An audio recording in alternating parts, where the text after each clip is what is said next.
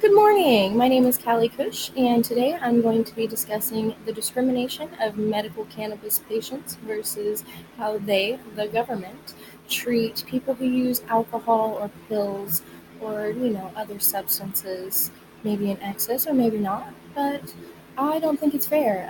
I got some assistance paperwork stating that basically I had to tell the city if I wanted to get any housing assistance, if anyone in the household has a doctor's recommendation for marijuana, if anyone in the household has used marijuana in the last year.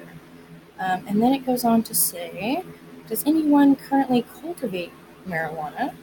Um, Pretty sure, those first two questions are illegal because you don't go around telling people that they have to write down if they're on oxys or morphine or whatever, but we'll continue with this because it's really going to make it even matter.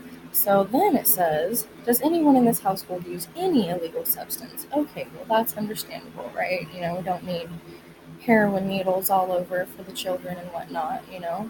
But the next one says, does anyone in the household abuse alcohol?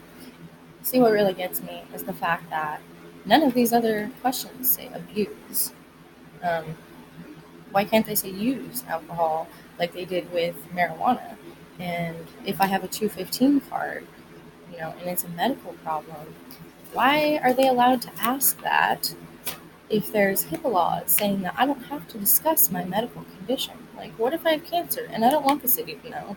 Why am I going to write that I'm using medical marijuana? Like, they don't need to know that, just like they don't need to know if I'm using Xanax or anything like that. Like, people are way worse using alcohol, morphine, all those bad things, heroin, but yet the only thing that they really, really will, like, count you basically as a druggie that you can't get their assistance for is for cannabis, even if you have a 215 card. Like, how does that make any sense? Like, it's just total discrimination against medical patients. Like, okay, so I'm choosing to use cannabis instead of something that I can't drive on, I can't take care of my kids on, I'm sick all the time.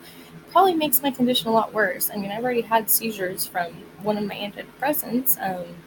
There's a lot of side effects that make it to where you can't drive and stuff, but usually a medical cannabis patient uses it as a medicine and uses it responsibly.